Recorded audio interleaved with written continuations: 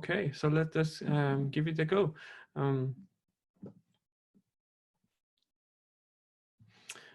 Thanks everyone for joining us, for joining the Lean on Agile show. We are very privileged tonight to have Jim Benson, our guest speaker and a very well-known person in the Agile world. He wrote the personal Kanban book, and he is one of the creators of the idea of lean coffee. So thanks Jim for being on the show. I wouldn't do justice introducing him in detail. I'm going to ask him, please Jim, tell us a little bit about yourself, and then I would tell them what the format of this event would be. You bet. So I will see how quickly I can do this. So I grew up just down the highway from Mary from Nebraska, in the middle of Nebraska. When I went to university, I studied psychology and then ended up becoming an urban planner. I built freeways and subway systems all around the world. So like mega projects worth billions of dollars. While I was doing that, I was managing teams of hundreds and hundreds of people in dozens of countries before there was email. So I'm also old. And so that meant that collaboration, distributed collaboration in complex environments is actually very possible, and you actually don't need a whole bunch of collaborative tools to do it. When I left urban planning, I started a software company. We were software for hire, building software for government. The largest that we ever got was a project where we had 19 people. Which we felt was always too big. We built enterprise scale software with under 20 people. We did 10-minute check-ins. The client could check in and see what we were building at any time. And that was in 2004, 2005. So I have a very set of opinions about what makes good software development. And I like high performing teams to highly perform. Since starting Modus Cooperandi, I would say 40%, 50% of our clients have been in IT or software, and the other 50% have been in absolutely everything else. This year, this won't happen because this year's special, but every year, Tony Ann, my business partner, and I touch every continent and can consult around the world and feel pretty blessed about all those things. My world is, can we make knowledge workers happier and work better? That's me. Yeah, thank you, Jim.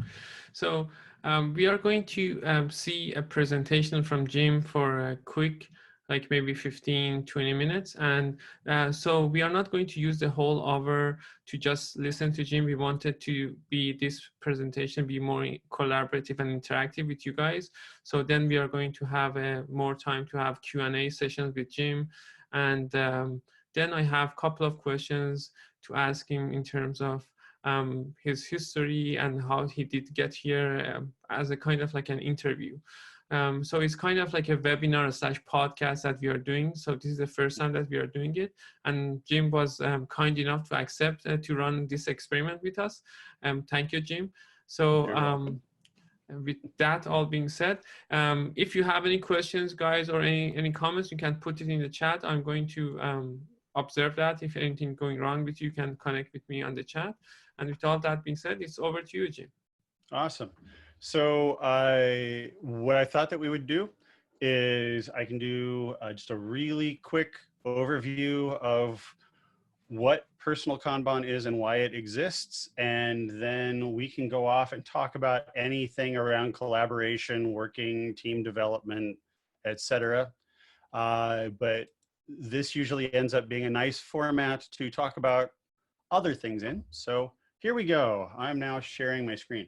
So I feel like I'm about to sit down and play a very slow song as fast as I possibly can. So everyone that is here has lost their cursor. There it is.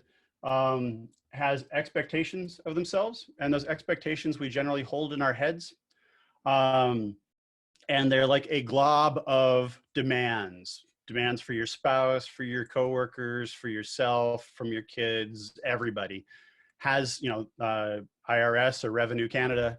Everyone has demands that they want from you. And when we go to prioritize our work, we end up having our pulses race, become frustrated. And psychologists have studied this, and they've seen that in a normal business day of a knowledge worker, prioritizing our work is the most stressful thing we do. And it's because we're balancing against, who is this for? How long is it going to take? Do I know how to do it? Are there any unknowns? Do I have to interact with people I don't like? Are people angry? Do I have actually enough time? Is there enough money? All that. And we have to like reach in our brains and do all that multivariate analysis. So the first rule of personal Kanban is to visualize our work. Right there, see? So we have all these things right now that are this big glob in our heads. And what we want to do is write them down on, hopefully real, but if you have to, virtual Post-it notes. And we sort those into what scientists call a rectangle. So this is a rectangle, and it is now a cognitively pleasing rectangle of a bunch of stuff that was causing us a lot of distress. And now we can look at these things and we can say, all right, now I can see these. I can see how this one relates to this one. I can rearrange them if I want to. I can start to treat them like physical objects, which means there are things that we can manipulate in time and space that allow us to plan better. So this is now starting to create for us a structure of our work. And knowledge workers generally have zero structure. They just do crap when they feel like it or when they're forced to. Neither of those things are uplifting. You don't wake up in the morning and say, I can't wait to do random stuff. So we want to do next with the thing. Why am I having like all sorts of trouble with my cursor? So 3 screens, that's why. So with my software developers, and the way that this all happened was, we were doing Agile, right? So when William Rowden and I started Gray Hill Solutions in the late 90s, the negative 14th day that we existed, so when we were still planning the company, one of our friends said, there's this guy that we would like you to talk to. You should talk to this guy. And the guy was a guy named Kent Beck. And he gave us a book that he was writing. It was called XP Explained, right? And so we got this pre-pressed copy of XP Explained, and we started doing Agile. And so we were doing the stand-up meeting, and we were asking, what'd you do yesterday? What are you going to do today? And do you have any blockers? Every single day, and day in, day out, asking the same 3 questions, which did get a little boring. But people would always tell us what they were working on today. They would tell us what we were working on yesterday. They're working on yesterday. But what they wouldn't say was whether or not they finished it. Right? So we ended up saying, did you finish the thing that you did yesterday? And they're like, well, no, because excuse.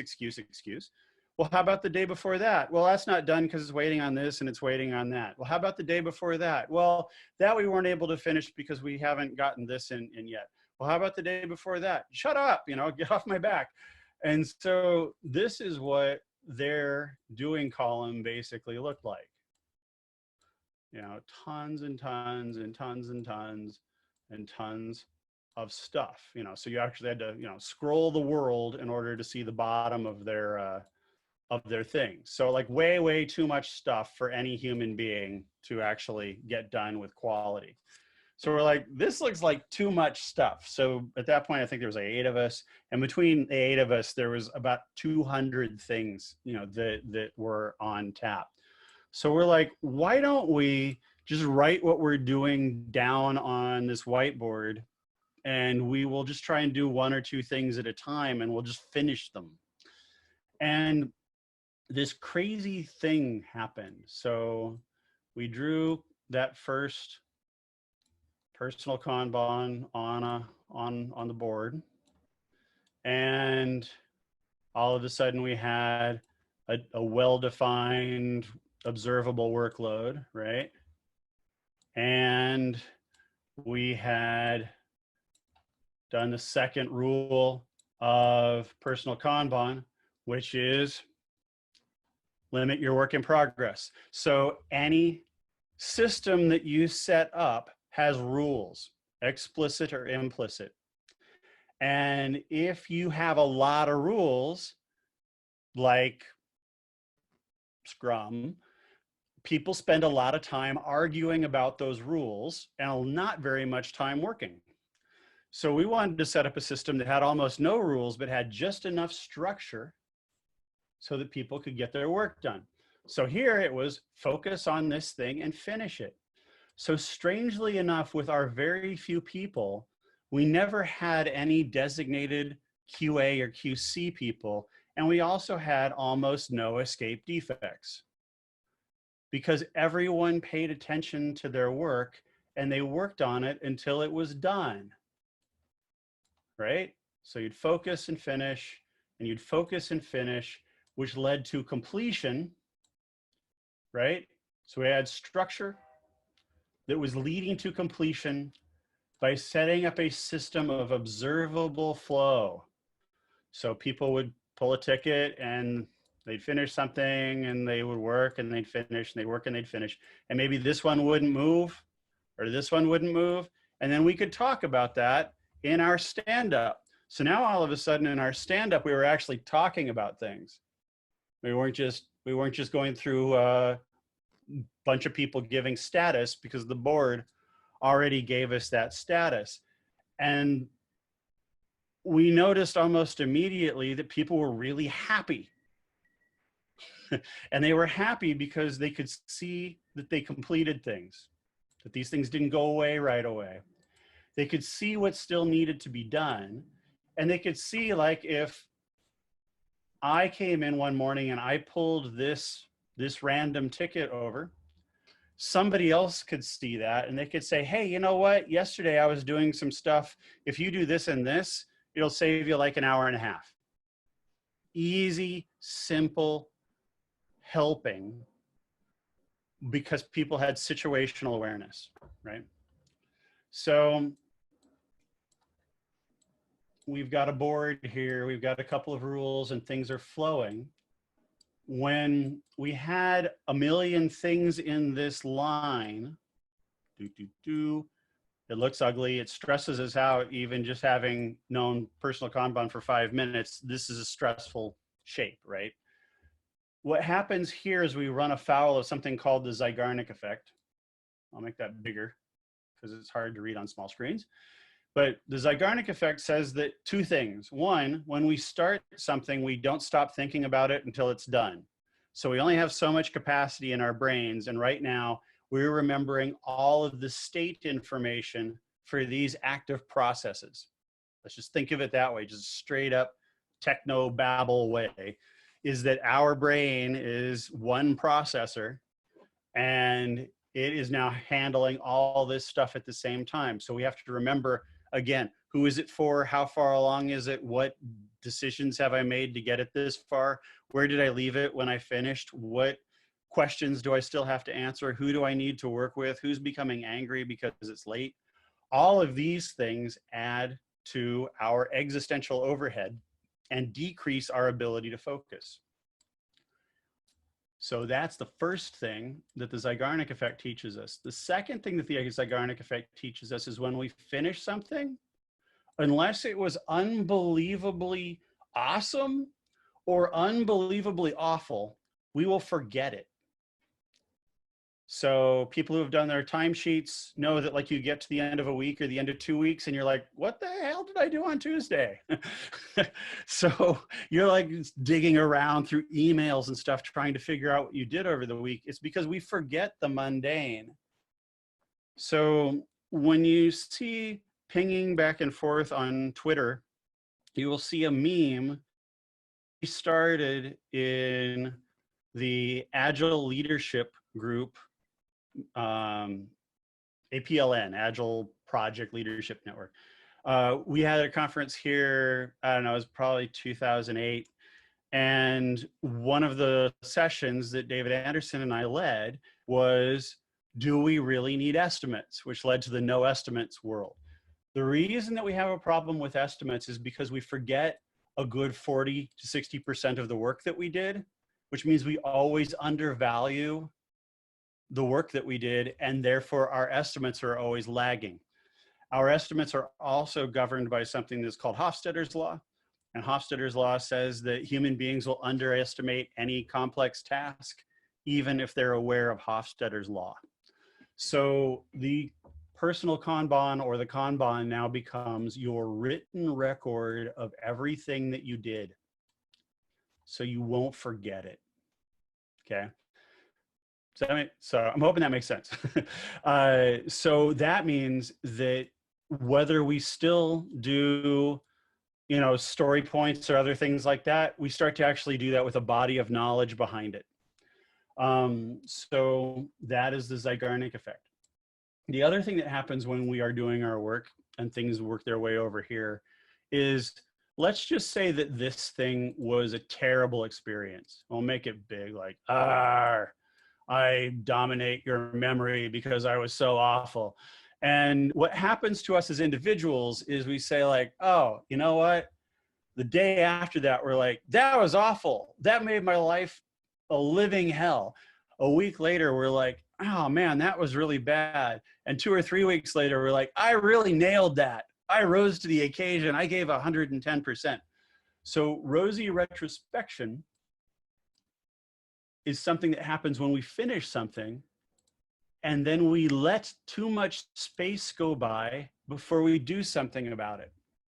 So my other Agile message here is that when you finish something, so let's say I've finished this, let's say we're all working on this thing together and it's terrible. It's a really terrible thing. We'll change its color to something garish there. So, okay, so now it is visibly awful. What we don't want to do is save these for a retrospective, because that will mean that we're remembering it with rosy retrospection. We want to stop what we're doing, even if it's in the middle of a sprint and inconvenient. We want to stop what we're doing and we want to fix it so it doesn't happen again. Okay? That is how we do continuous improvement. So maybe what we might do, I'll just show this really quick, is this must be some late in the day thing where I can't operate simple pointers. Is, let's go back to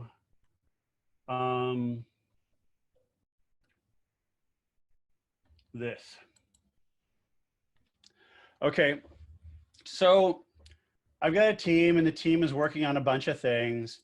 And let's just say, for example, that I'm working on this and it's fine. I'll just go into done. I just need to remember that it happened. Let's say I'm working on this and it had some things that we could tweak. I will move it over here in the retro column and I will put underneath it a note. Okay, very, very technical term there, a note.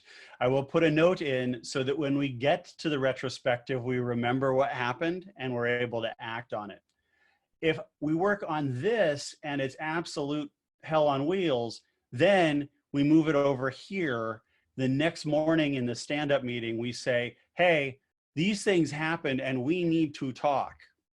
And then you do something about that day, right? So I'm showing this because your work doesn't end with done, which is why in Agile, we keep saying like, what's done and what's done, and what's done, and what's done, and what's done.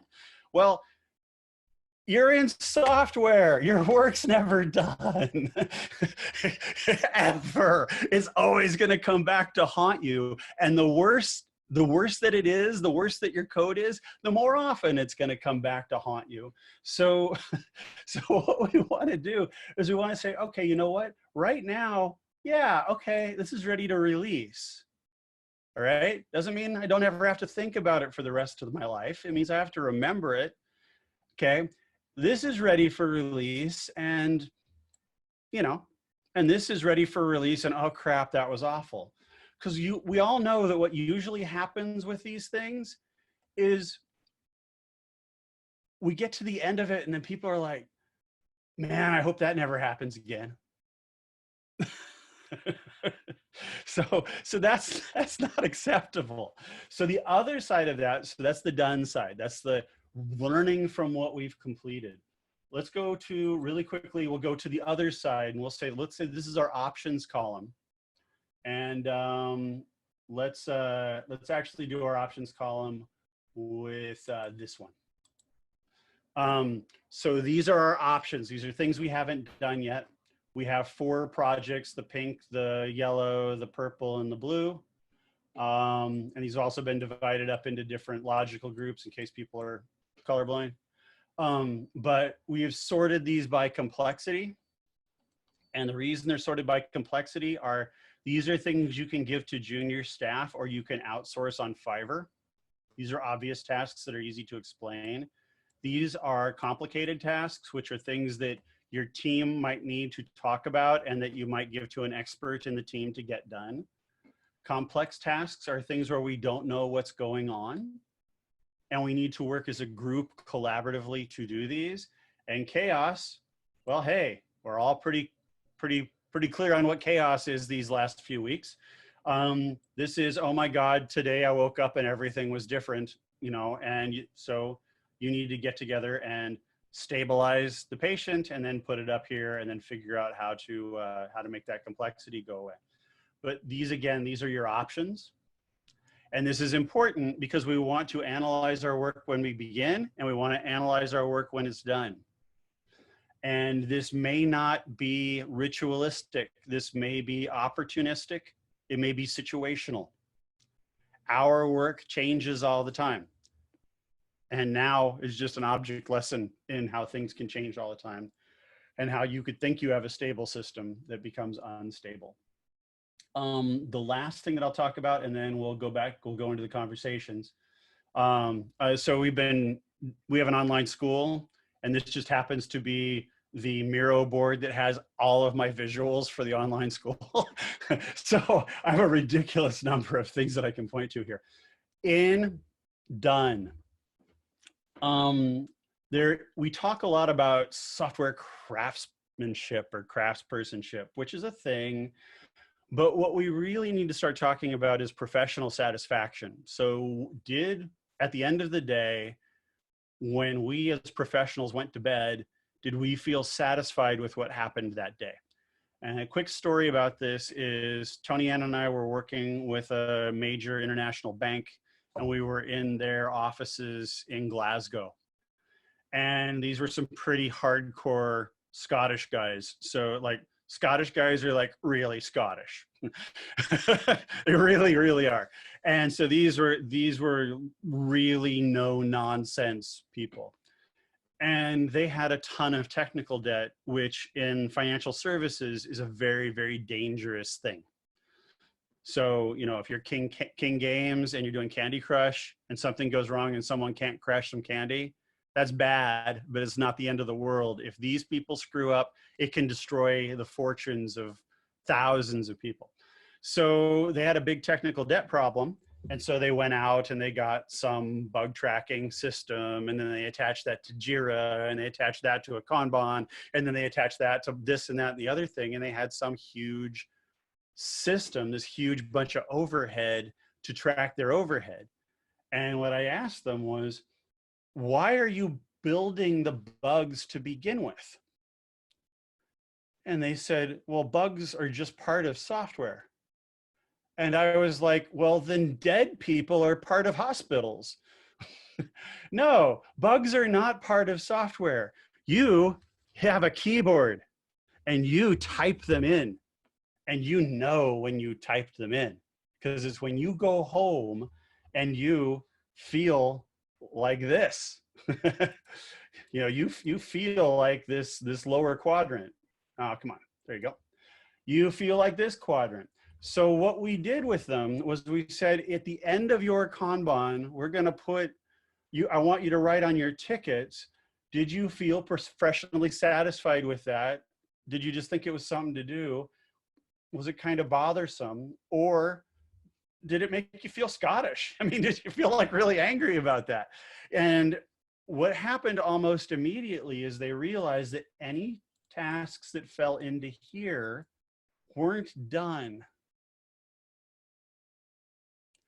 And that, I'm just going to say this point blank, the way that they had instituted Agile, so I won't blame it on Agile as a whole, but the way that they had instituted Agile, they had a deadline every 2 weeks, which means that every 2 weeks they felt like they had to get these out and into testing, whether they felt like they were complete or not. And they would do all sorts of things to make themselves believe that they were done. And so there are two major mistakes here. One is setting people up with unreasonable deadlines. And then the second is decoupling QA from development. QA and development are the same thing. You cannot do quality control of something after it's done. Just period. You can do additional QA, but the reason we have pair programming, mob programming, unit tests, and all these other things is because it is the developer's job to do the QA. It is the tester's job to find weird systemic stuff that the developer wouldn't have known about. So that's a whole bunch of stuff. I'm going to stop sharing my screen and we'll deal with the blinky lights on the chat. Okay, so I'm going to unmute everyone. If you guys want to have a question or what you have questions from Jim, you can ask him directly. Okay. Jim, I have a question. Sure. When you were showing us that quadrant diagram, like based on, I don't know, is that Snowden's model, right? The chaos and complexity and, that one, like complicated. So, I was reading up on it recently and they said that when things are obvious, right? And then all of a sudden, like something happens and maybe you're not that kind of you don't have that kind of environment where people believe in changing their mindset, that there could be something that does not follow a rule of thumb or there's no best practices, then when they fall down from that slope he was explaining, and then people usually end up in kiosk because they never knew that there's going to be quadrants such as complicated or what's the other one above obvious, like those two quadrants for them doesn't exist. Right. So in that situation, when you're part and you're working with that kind of team, how do you suggest to evolve that culture into making them believe that there's other ways of doing things too, especially people who are maybe kind of new to agile kind of mindset. How deal with that situation to bring that kind of level of thinking in your team, change of thinking? Let's see. I'm now juggling the right story. So in one of our first Kanban projects that we ever had at Gray Hill, we had I'll tell a different story because it's about the collapse. So like right now, a lot of companies saw that collapse when they had a very definite social structure at the office and they suddenly found themselves all working remotely, right? So that was a collapse of a very stable, obvious system. Obvious, you get up, you go to the office. The rule set of that system is ridiculously small. Then one day, we can't do that anymore. Wow, what happens next? And what was nice was to see how resilient a lot of places were, about that. When you're doling out work, one of the biggest mistakes that we tend to make is, let's say that I'm schema guy. I'm in charge of the schema, and every task that involves the schema goes to me. What that means is all of a sudden I'm doing everything, whether it's rock simple or ridiculously hard, and no one is helping me. When we start to say, okay, you know what? There's really simple tasks in the schema that we could give to anybody. One of the things that I, as schema owner, need to do at that point is just watch the status of those tickets, you know, not as a manager, but just as an observer.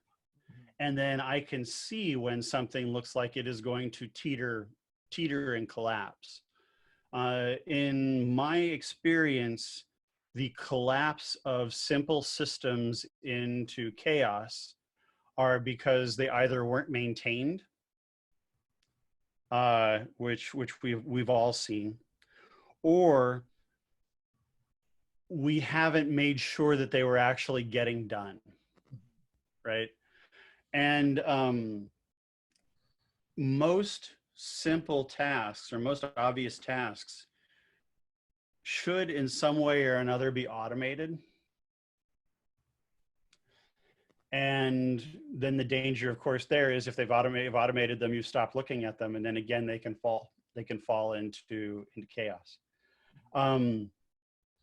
For me, in that complexity model, the most important thing is that as you go from obvious to complicated to complex to chaos, you go from not at all collaborative to slightly collaborative to very collaborative to you have to collaborate or you won't solve this at all. And that is important because I can pull a task on my Kanban where I think that it is obvious or I think that it is complicated. And then when I get in and I start to work on it and I start to have a problem and I don't have the language to say, hey, I found a complex task, I will keep pounding away on that task. I will do a terrible job on it, and then I will check it in. And, or worse yet, I will pull the task and I'll start working on it and I won't be able to get it done. And then I'll be like looking around, and then when no one's looking, I'll just, you know, pull another task and hope that nobody noticed. So we want to make sure that when somebody finds one of these tasks or when something falls from one state into another, that we look at that like a systems thinker and we're like, oh, that's interesting, let's solve that. And we don't go into an accountability model where we like hold them accountable for that work or why it didn't get done. But we say we have a responsibility model where it's now all of our responsibility to solve that problem. Sorry, as you might guess, I really love this stuff. All right, what's question 2? Your passion definitely comes across, Jim, for sure. Really interesting discussion. Well, in your picture, your pensiveness comes across. I'm trying to be cool. I'm trying to look cool. What can I say? I'm trying to be cool. You caught me. So, Jim, so my first question is the software that you were using initially to highlight the done and what's in our task list. What software is that? That's a Swedish product. It's called Miro. And it's basically just a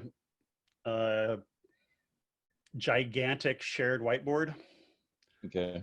And what I like about it is I can create ridiculously descriptive visuals in like 5 minutes.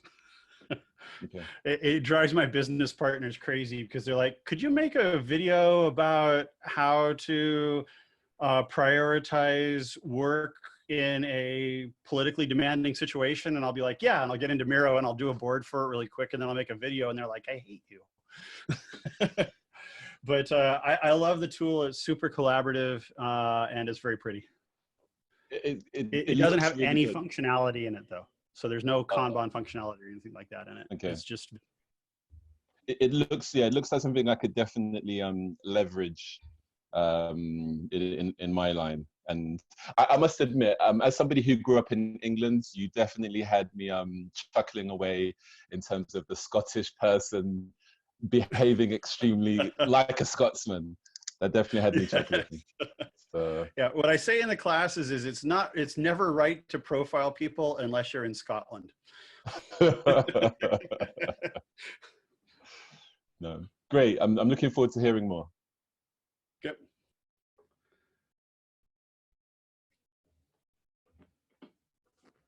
I have a question for you, Jim. So you mentioned 2 rules for the personal Kanban. So visual the work and limit your WIP. Yep. Is there like a bonus rule there that can help you even get better at what you do, or they're just the 2 ones? So this is what I will say is that there are a lot of groups out there with a lot of different tool sets that are desperately trying to take their tool set that was geared for one vertical and aim it at other verticals. I was a civil engineer, an urban planner. In the 90s, I ran a big chunk of the NAMES project, AIDS Memorial Quilt. So I've run nonprofit organizations and AIDS service organizations. I've done just a lot of weird things. And so the solution that we came up with it is not geared towards software development. So the less rules you have for a system, the more flexible that system is and the more usable it is by others. So we've all probably had in one way or another the experience of trying to take SAFe or Scrum or XP or RUP or something, and then try and tell someone who's not in software or IT how to use it. And they're like, what in the hell are you talking about?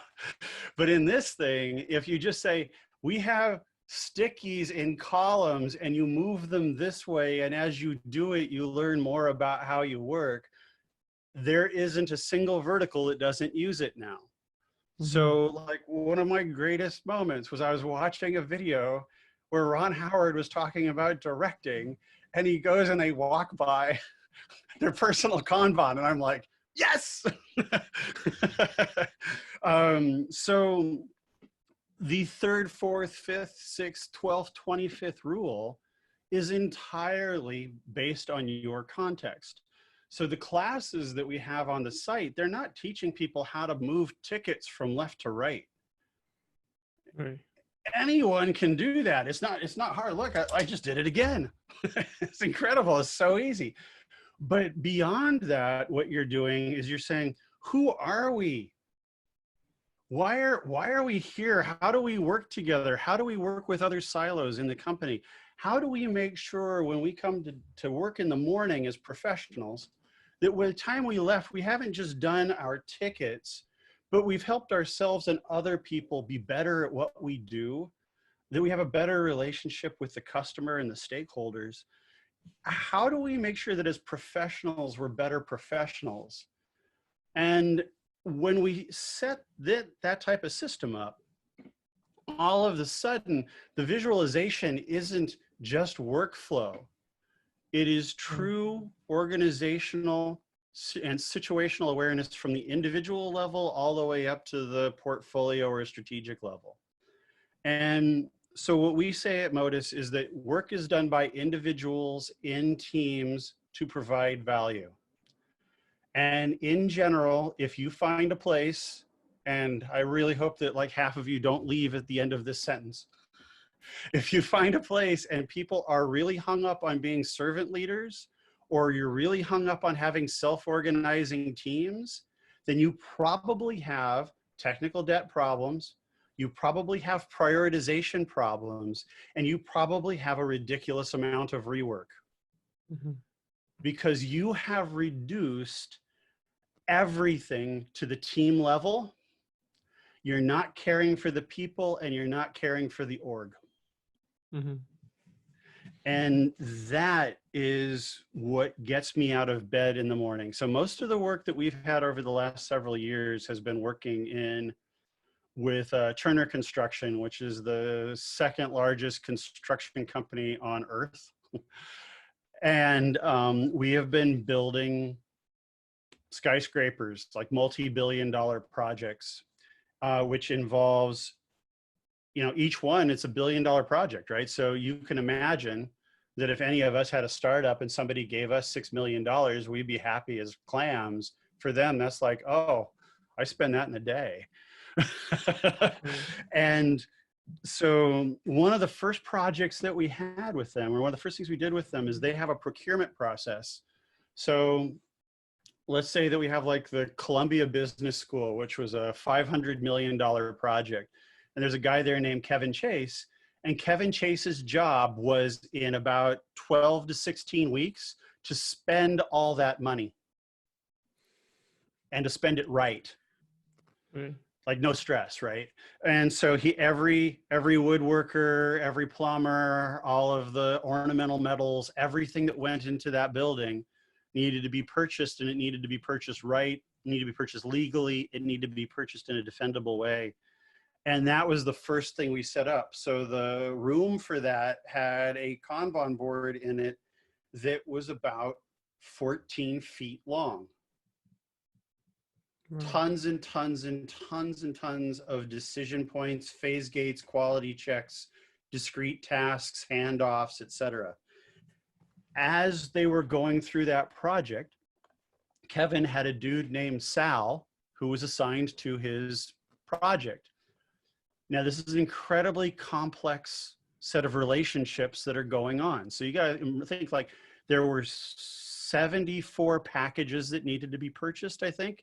Every one of those packages would have at least 5 interviews. It boggles the mind that it's like even possible. And so when Sal came in, they just sat in that room and Sal got to see how the work flowed. He was onboarded instantly, right? Right. That's the other rule. Mm-hmm. The other rule is understand your context / don't settle for not understanding your context. Mm-hmm. So if you run into anything that is a frustration, frustrations with other teams, with other people on your team, with yourself, with the quality of the work, with your communications with the client, if you're still making your work vague by turning it into user stories, and you're frustrated with that, those are the conversations that you need to have, because those are the things that are standing between you and a quality product. Mm-hmm. And the board can always help you visualize that. But the rule set for the Columbia Business School project, or for the Coney Island Hospital project, or for the shoe company in Peter Maritzburg, South Africa that we worked with, they're going to be entirely different than they're going to be for every single one of your companies. Mm. So that is the third rule. The third rule is come up with the rest of your rules. /rant. Thank you, Jim. So just I can't help talking about this. So a couple of weeks ago, or a couple of months ago, we were actually just up the street in the other direction from Mary, where we were in Papillion, Nebraska, working with a pet food company that makes chinchilla food. Trust me, that'll never happen again. And this company across the board, from their plant to everything inside to their IT, they needed to operate collaboratively. They were in a huge, or at the time, growing market, and they couldn't afford to have an IT silo and a marketing silo and a customer support silo and et cetera. So they had to actually look at, how do we collaborate as a group? So like one of the women in IT, her sole job was to build the CRM. And so she sat in IT, and then like once a week went to talk to marketing. And so they said, you know, what do you think of, you know, why do you think we're having these problems? And I said, can I ask you just a ridiculously bitchy question? And they said, yes. I was like, on what planet does it make sense for her to be sitting in IT? Mm-hmm. And they're like, oh, crap. I find that everywhere I go. So always, if you're frustrated, look at where collaboration is breaking down. And always assume that you can do whatever you want. And then let other people tell you you can't. But don't start from saying, I can't solve this because it's too big or it's above my pay grade or whatever. Just assume that everyone else wants to solve that problem too. And okay, / subsequent rant.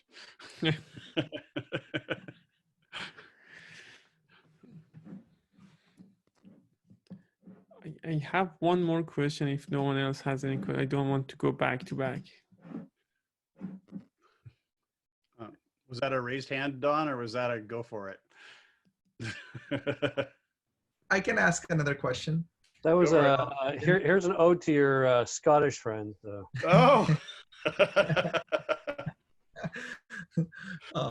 Jim, I just finished my CSM training, and I come from a background of waterfall methodology. And honestly, I feel that I kind of transformed and evolved as a species after I did my first Scrum training. And I did it with this guy named Mark Levison in Canada. I know Mark. Oh, okay, yeah. Mark was just amazing. Mark, yep.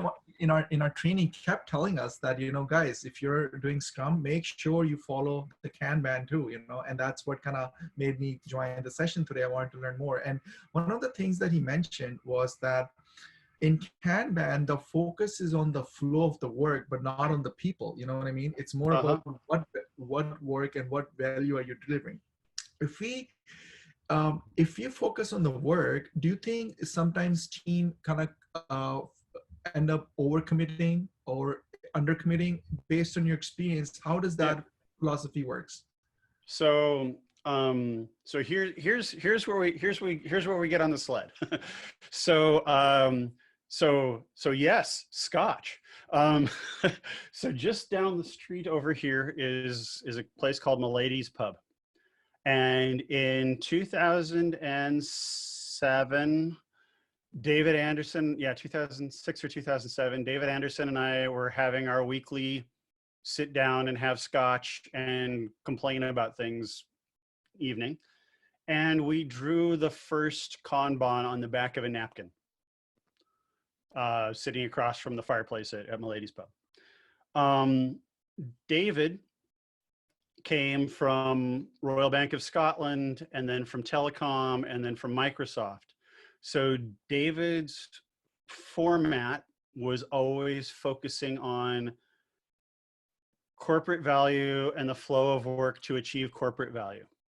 So the Kanban method, which is what Mark was referring to, is very much focused on the flow of work and not on the individuals doing the work.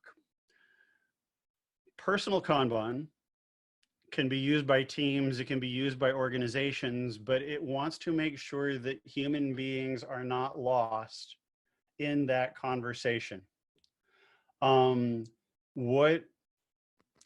What we have sacrifice. So like every day now I work until 3 p.m. and then I take piano lessons from Herbie Hancock. Okay. Because I'm a human being. And Herbie Hancock is a professional and a human being. And so every day, even though he's Herbie Hancock, he practices the damn piano. We don't every day question how professional we are as software developers. And I see that because Scrum is hitting us at the team level and up.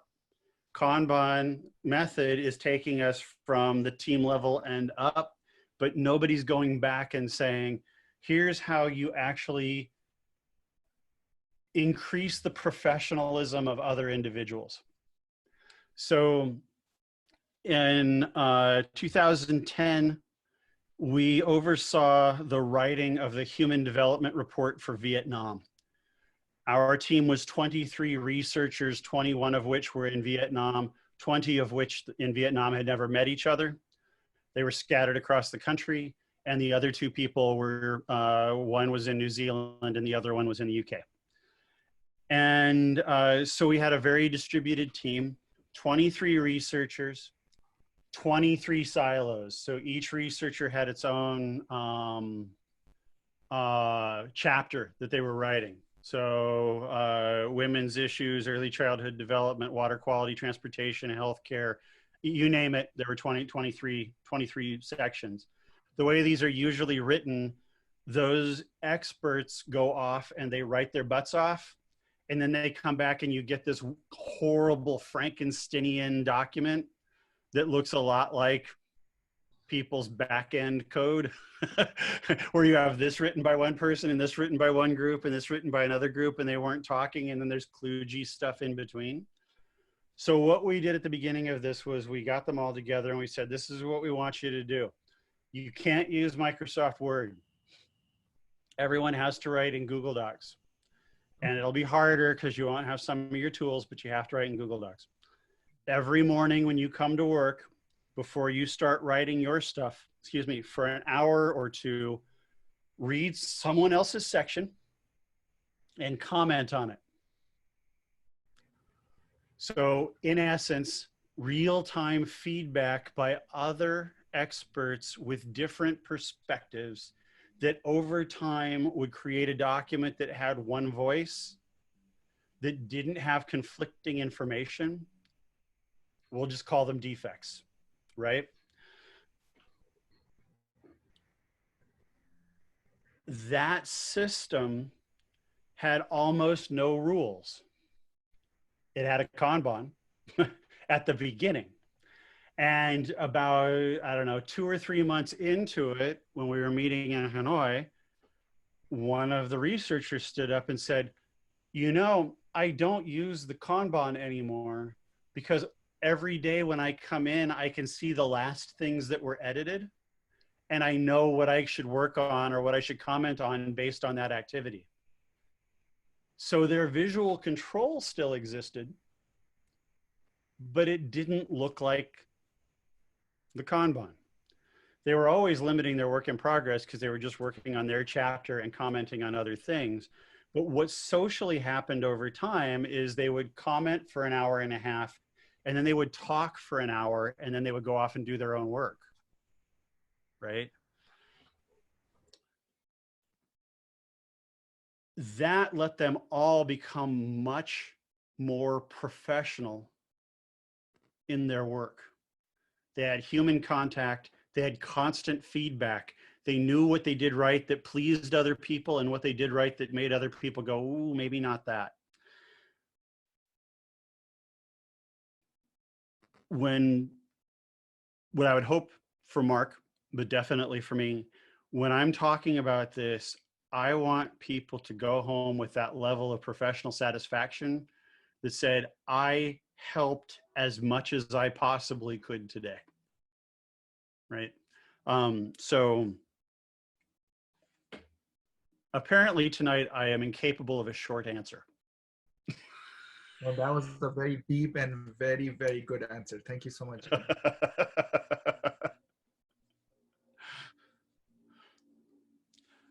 All right, it's late for you guys. So I have two questions to ask actually now that you talk about it. So I'll prioritize my question first.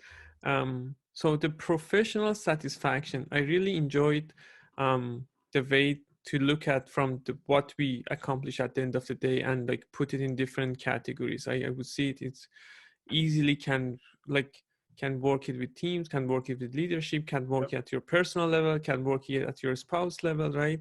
Like we were planning this trip or we were doing like this thing, right? What are our satisfaction? Can you tell us more about where did it come from? Any horror stories about that? Like any lessons that we need to know about when using with teams? Let's see, horror stories without incriminating people. I have a lot of very funny stories, but I will tell two quick background stories that might help explain why my brain is wired this way. The first is, wow, this is like the all Nebraska night for me, was on June 3rd, 1980, I fell asleep under the stairs of my house. And on June 4th, 1980, I walked out into my front yard and it was entirely pink. And my entire neighborhood was entirely pink. And it was because during the night, 7 major and 107 minor tornadoes completely erased Grand Island, Nebraska. And everything was coated with Owens Corning fiberglass. So needless to say, when I was a kid, I had friends. So I got on my bike and just hightailed it to like people's houses to make sure that they were okay. And there was one friend's house where I got there and the house had collapsed and they were like stuck in the basement. So then I had to hightail it back home, get my brother and my dad, and we went back there and just started, you know, ripping stuff off to get them out of there. Okay, hey, I wasn't a demolition expert, but that was a moment when we went from an obvious system to total chaos. And when we went into chaos like that, the action obviously for us was obvious. Save our friends and then go around town and make sure that, you know, everybody else is gone. This is 1980. No one had cell phones. You actually had to go like walk over and see if people were okay. So that's part A. Part B was I was at Michigan State University and we were I was in the urban planning program, and the urban planning program was very small. So Michigan State had more students than Grand Island when I was growing up. So Grand Island at the time I was growing up had 30,000 people, and Michigan State when I was there had 37.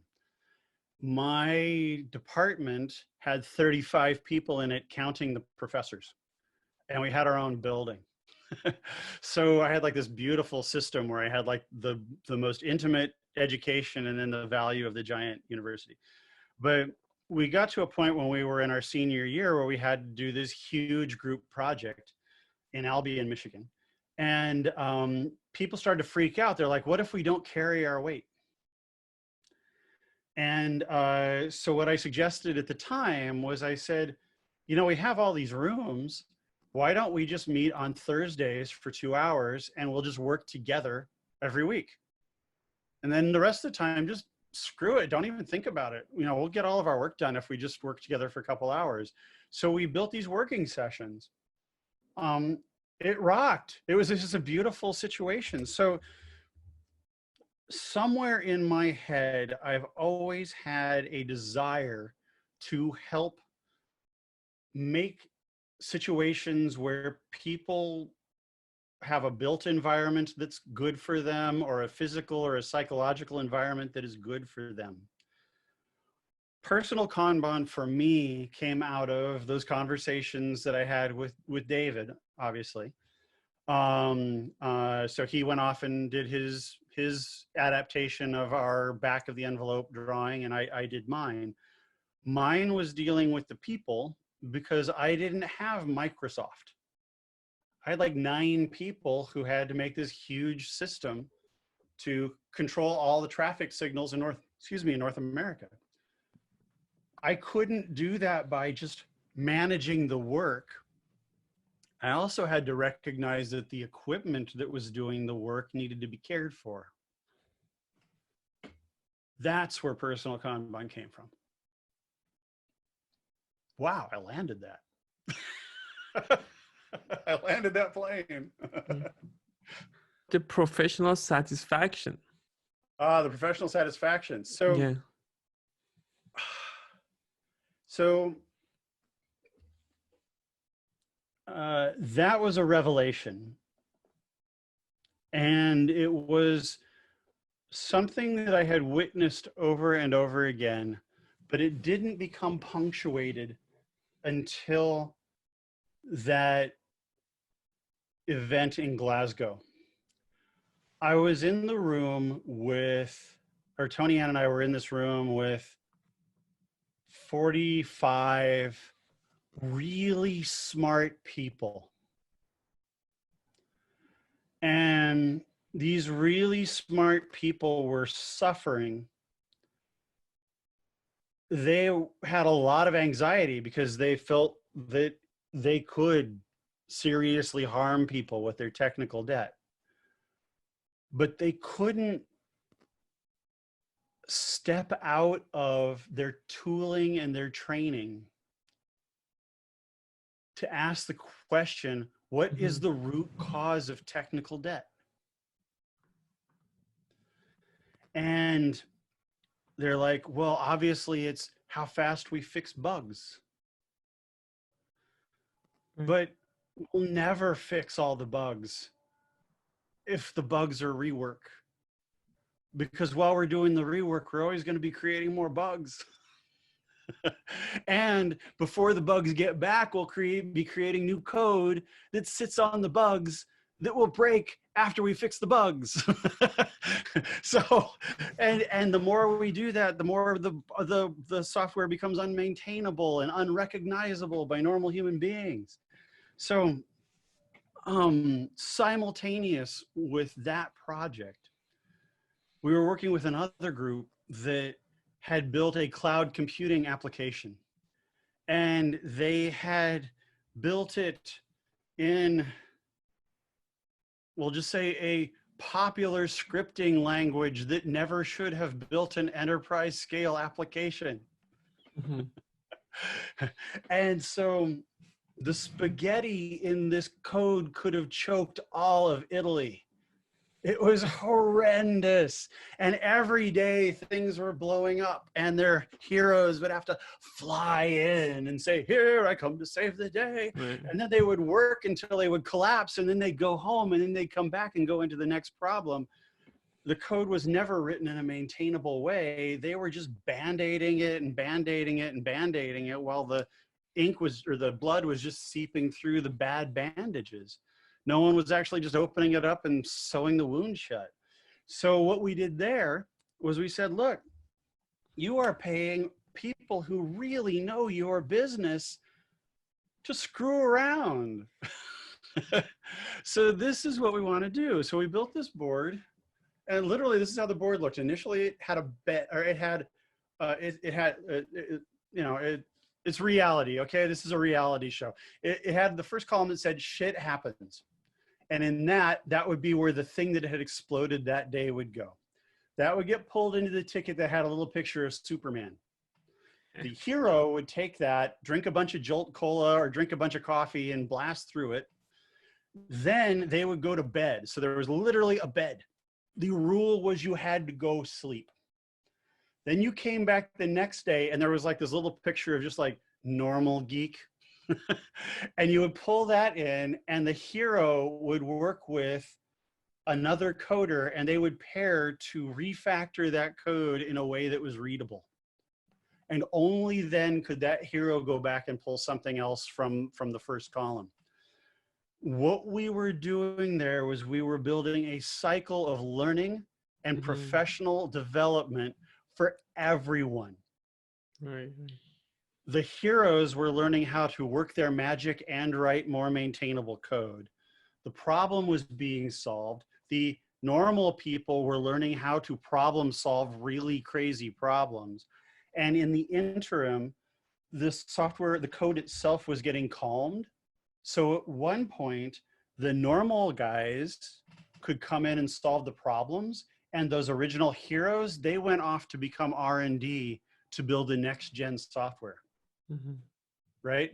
But for over a year, probably 2 years, they were spinning on just keeping things glued together.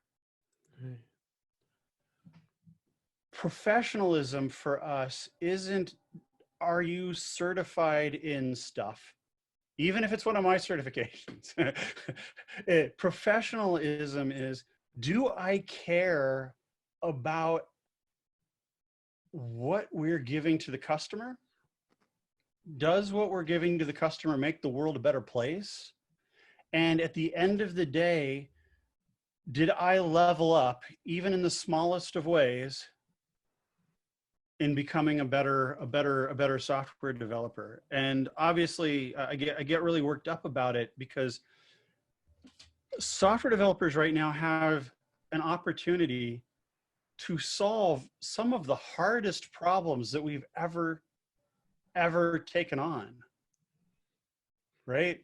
There's all sorts of awesome things that we could be doing, and instead we're just constantly going back and fixing our screw-ups. And it doesn't have to be that way. We just have to recognize that right now we have the capability of doing anything, which means that our bosses keep asking us to do everything. And we keep saying, okay. And at some point we've got to say, nah, this is my sticky, dude. I'm going to do this one, and I'm going to do it really well. And that doesn't mean it's going to take me a month. It means it's probably going to take me a couple hours, or it means that I'm going to work on this with Don, right? That we're going to solve this problem together. And when we had Gray Hill, we never staffed up huge. We always had big projects. So one of my favorite projects that we did was so everybody's used Google Maps to see what traffic is now, or looked, you know, on all sorts of sites now to see where traffic is. We were the first people to do that. So the San Francisco region built what they called 511.org, which was a real-time GIS-based real-time traffic website. They hired us to do that. When they hired us to do that, 2 other consultants had failed and spent almost all the money. We built the entire system, far exceeding their specs, in the remaining time with the remaining money, and we had money left over that they had to force us to bill for. So we were done, and we were about ready to go on. They said, well, you haven't billed us for this other work. And we're like, well, we don't have to do it. We're done. And they're like, no, you have to bill us. It's a government contract. And we're like, can we donate it? But the ideas in Agile, the pair programming ideas, the mob programming ideas, we keep under-emphasizing how important that is.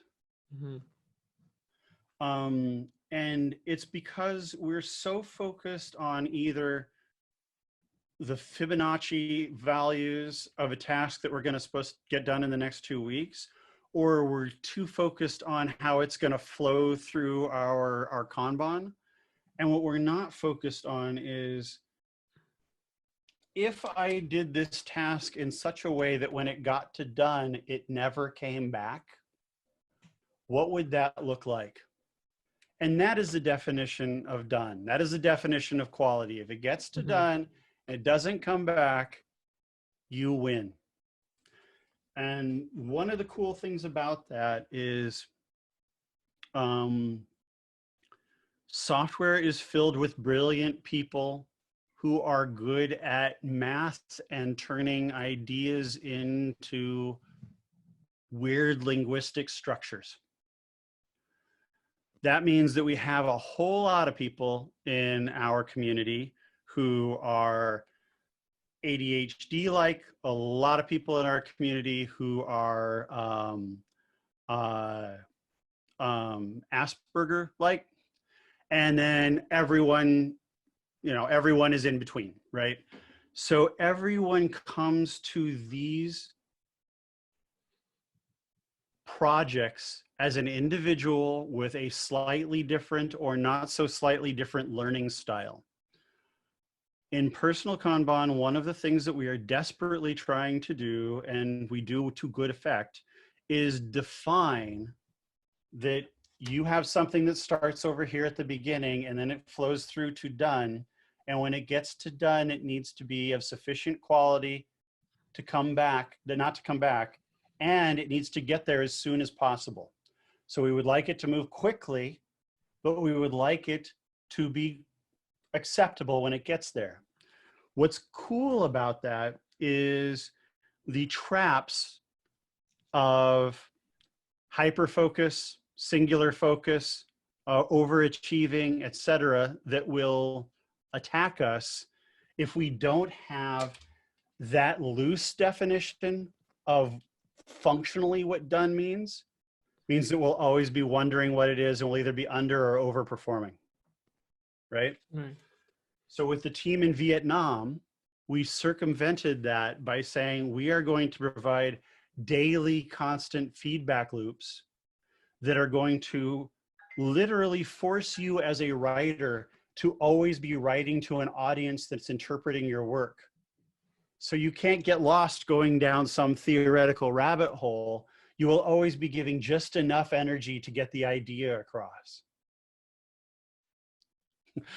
And that's what we want to get out of the Kanban is, can you know the structure, the content, the goals of your work in such intimacy that you know, oh my God, I pulled this and it's going to be a nightmare. So I'm going to need to gather 2 or 3 other people and we're going to need to work on this together. Or I pulled this and it's going to be super easy. So I'm going to do a Pomodoro. I'm going to set myself aside for 25 minutes. Please don't talk to me. And I'm just going to knock this out. But I have different modes of work to knock out different work that has different requirements of my brain. And so that when someone can get to that point and they're always trying to make that relationship better, that's what I think a professional is. Mm-hmm. And that's where all that came from, is my strong desire to make sure that people's, in whatever environment they're in, it helps them be the best human beings they possibly can. Right. Thank you. Jim, just to lean on the example you just used in terms of taking a piece of work and not sitting on it for a couple of hours, etc. Our corporate structures, the teams that are set up within them, sometimes there's this management pressure that comes down onto the individuals who's carrying out the work to meet various SLAs, to to not be that sticking point, because when their manager and their other manager looks at the various metrics and sees that their team is the cause of blockages, that message doesn't then sort of float up saying, well, look, we are trying to add value. We are attempting to look at the various tasks and the functions that we're carrying out in a way that we carry these out so that the work doesn't come back, things don't fall over, so that once we've done a job, it's done and this doesn't come back. But structures are not set up with that with that in mind, with that at their forefront, it seems to be all SLAs and, we've got to get through this amount of volume by a particular day, or we won't receive the bonus at the end of the year. Yeah. SLAs, OKRs, KPIs, sharp sticks, AK-47s. There are a number of coercive ways to make people cry when they don't perform because you haven't provided a system that allows them to perform. And what we call those are operational imperatives. And often those managers have the same problems. So a middle manager is called a middle manager because they have demands from the people who are working under them, and they have their own OKRs, KPIs, SLAs, and pressures as well. And they are often managing either more than one project or more than one group. Maybe they are doing the servant leadership thing where they like let you alone, and then later on they are like, why don't you talk to me? And so I've had that conversation a lot of times where like, what's the team doing? And they're like, well, I'm not sure. And I'm like, aren't you their leader? And they're like, well, yeah, but I'm a servant leader, so I just like do things when they ask. I was like, no. that's servant. You seem to be missing the leader part. So everyone has these reactions to an incoherent set of goals from the organization. So almost every time you approach those things, you find yourself in that situation, it's because somewhere the system is overloaded, the political system is frayed, communication is reduced to report outs of metrics and not to actual narratives of what's really going on. But the biggest cause is that your team is under that pressure because your team, like everyone else, is under the mistaken impression that they operate on their own. So I was working with a group recently, and they show up and they just start talking about how they have all this technical debt, but they have all of these demands from their customers. So they're constantly churning out new features on top of what I would call criminally bad code base. So I said, look, they're like, my group's doing this, my group's doing this, my group's doing this, my group's doing this. And everything they described sounded like a corporate function, not a team function. So if you're the database team and you have to update SQL Server, congratulations, that is a team function. But if you're a database team and you're installing a new work management system, that is by no means your team's project. That is a company project.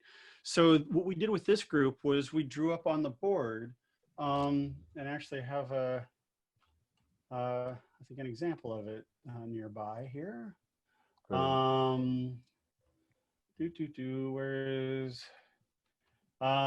Where we did an actual collaborative analysis of the group, and we said, what are you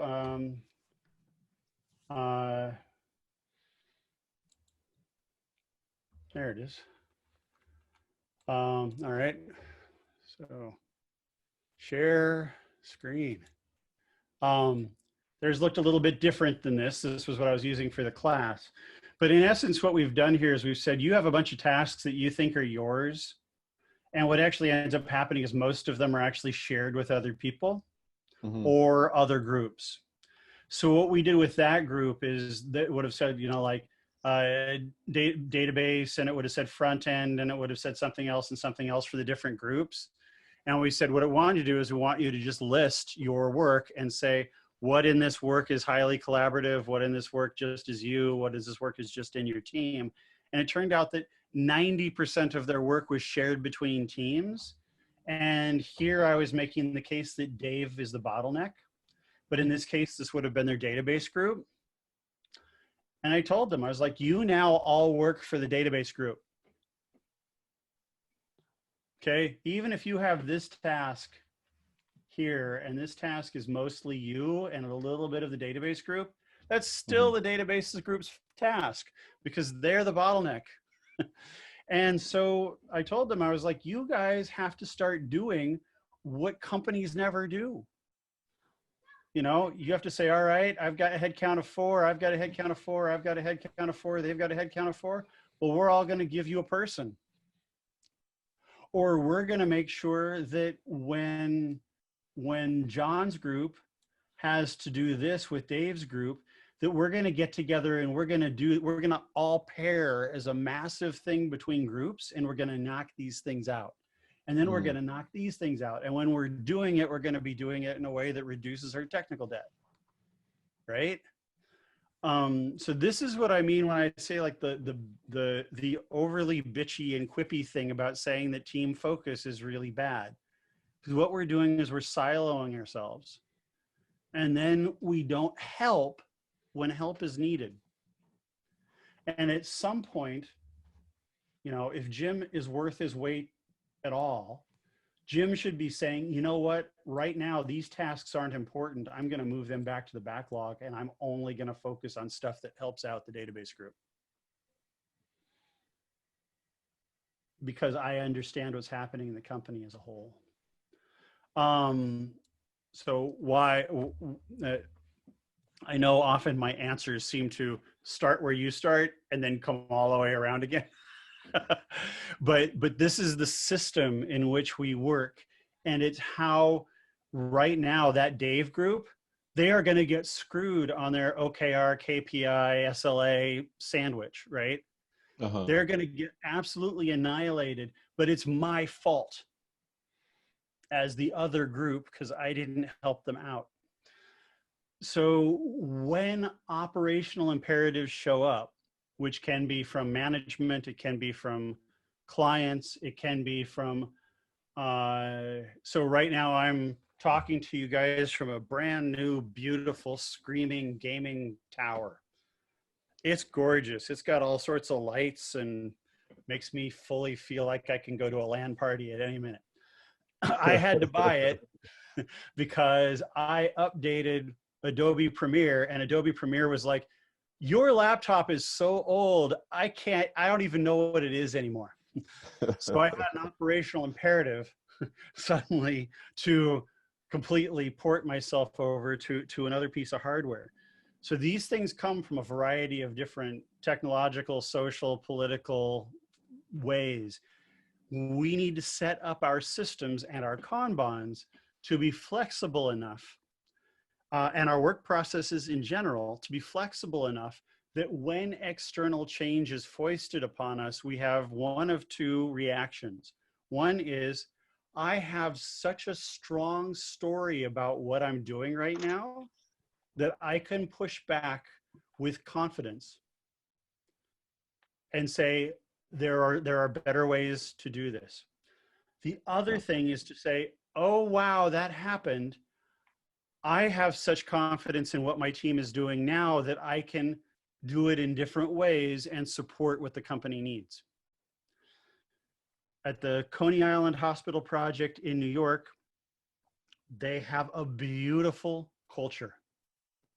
Like they have literally made me cry at a construction site because they've done such cool things to care for each other and to care for the people out on the site.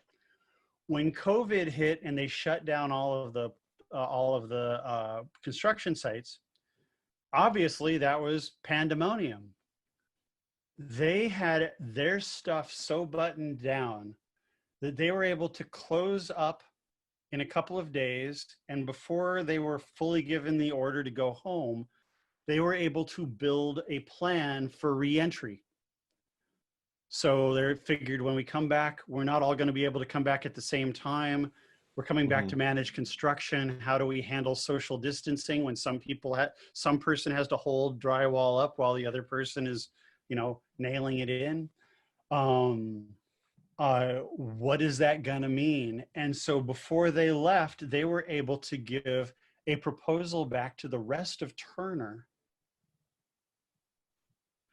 because they had the culture that said, we understand what we're doing, we trust each other, we know how we're moving forward. This unbelievably weird thing that's been foisted on us, it's just another problem to solve. And when I heard they did that, I was just like, it was like Christmas for process consultants. Jim, what was the name of that organization? That's Turner Construction. Okay. And you'll find, I did a long blog post for lean.org for the LEI site. So if you want to read more about that particular group and about Turner as a company, there's a lot there. When I first went to work for them 3 years ago, I had a book on collaborative management that was almost done. It was about 85% done. And we were talking to editors and publishers and things. When literally the first day I started working for Turner, their culture was so amazing. And what they were asking me to do with them was so deep. I had to get on the phone and call back and tell Tony Ann, I was like, can't finish the book. And so we're just now finishing that book because they have been a religious experience to work with. They have been absolutely wonderful, which isn't to say they're perfect. They've done some really crazy things, but what I guess I can take away from all of that is that it is possible. There is a Santa Claus. There are those companies out there that do stuff. So that book actually is now, I would say it used to be 85% done. Now I think it's 70% done. And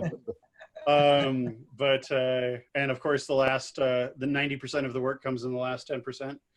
But I'm expecting to have that done by the end of the year. And I'm really excited about it because as you can tell, I like to tell stories, and it's been a fun one to write. What's the name of the book? Can you share that with us? It will be called What's Your Modus? Yeah. Yep, building systems of collaborative management. Oh, nice. Or it might be What's Your Modus? Performance through collaboration. It'll probably change, but it will more than likely be called What's Your Modus? The things that are in that book are on our Modus Institute site, but they're in different packaging. But if you do take a look at the site, the one thing that I would say after having this conversation tonight is there's things in there about running distributed teams and about personal Kanban and about running better meetings and about different types of prioritization. But really what just about every project is how can professionals build systems to see their work in context and protect themselves and others. So every class has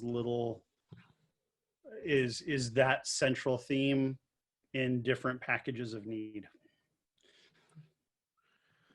Thank you, Jim. You bet. I want Jim, to... I must say, I'm pretty impressed you're taking piano lessons with the legend Herbie Hancock. That's blown my mind.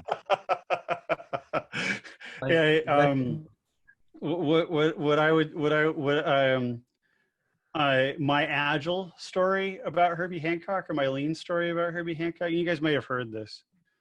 But in the 60s, Miles Davis recorded 3 albums back to back to back in 3 days with a group that Herbie Hancock was part of. And in the middle of the song Bitches Brew, on the album Bitches Brew, Herbie screws up part of the riff. And the whole album, all 3 albums are just jams. They're all entirely improvised. So Herbie's playing and he screws something up and he stops and he expects people to stop playing. And Miles just takes his horn and plays what Herbie just screwed up. You know, blah, blah, blah. He goes, blah, blah, blah, blah, blah, blah, blah, blah, blah, blah, blah. And Herbie's like, I realized at that moment that there's no mistakes. And that, you know, I try my best to only tell my own stories because I've heard other people tell my stories and it's pretty painful. And so I don't like to tell other people's, but that is such a seminal like moment for me. And that it came out of that particular album, which completely changed how I thought about how people work together, is incredible. And I also don't know if you guys are familiar with a different trumpet player, obviously not Miles because he's not with us anymore, but whose name is John Hassel. But if you lived through the 80s, you heard him pretty much nonstop because he was like the busiest trumpet player on earth. He is very sick at the moment. And if you go to Facebook and poke around on the for John Hassel, there's a fund to help him out through his illness because he was sick to begin with and COVID hasn't helped. So if you liked this and you want to do something, go help out John because he's really awesome. But this was fun, everybody. Thank you for this. And I actually like I don't know, 10 people's a good number. Is there any last questions from Jim before we say goodbye to him? I have one that I might ask if you guys don't have any questions left. I just have, Jim, any books you can recommend before your grad book comes in? If you also search lean.org, Jim Benson, and lean reading list or lean book list, you will find what I give to my classes for my reading list, which has no books about Agile and no books about lean. Oh. So the best, as people who are interested in change, as in change agents, the best things that you can read about Agile were probably written by Vonnegut. Or written by Langston Hughes, or were written by Zora Neale Hurston, or by Ursula Le Guin, or there's a lot of authors out there who have actually written about human collaboration and the value of individuals working together to get something done. And they're not trying to sell you a product. They're trying to sell you the possibility that life could be better, even though our core competency is screwing things up. So go take a look for that reading list. There are 20 or 24 different books on there. And I love every single one of them. Sounds great. Thank you. You bet. Thank you so much. I didn't get a chance to ask all the questions that I had. Maybe I have to book a session with you to do just a podcast one. So, because I wanted to talk about the lean coffee. That's one of my very favorite formats of. I wanted to know how you came about, like with, I don't remember who was the other person that. Jeremy Lightsmith. Yeah. Yeah. So like there have been two things in my life that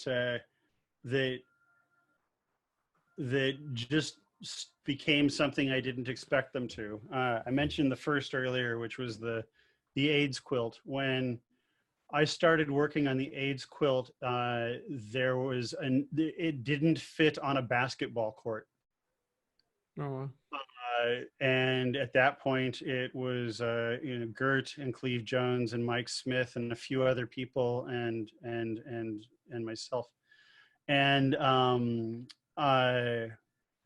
When I left, there were 50 square miles of quilt. It was the largest memorial and the largest public art project in history. We had to ship it via rail. So we went from literally carrying it in a duffel bag to shipping it by rail in just a few years. And then the other thing is lean coffee. So lean coffee we started just because we didn't want to have to start a professional organization. Like that was literally it. We're just like, what's the minimal format that we need to have a meeting that adds some structure? And now there are thousands of lean coffees worldwide. So again, if you, the quilt was a simple idea. Cut a piece of fabric into 3x6 and put a name on it. These things were a simple idea too. So if you want something to catch on and be followed by the people that you work with, make that idea as simple as possible. And that'd be a core message. Right. So thanks. Yeah, thank you. Thank you again, Jim. Listen, for the people that have their cameras on, let's give a round of applause for Jim. Thank you, Jim. We really appreciated your time and hopefully to see you again soon. Awesome. Thank you. Yes, thank you, Jim. This was awesome. Thank you. You bet, guys. All right. Oh, thank you. That was great. Enjoy.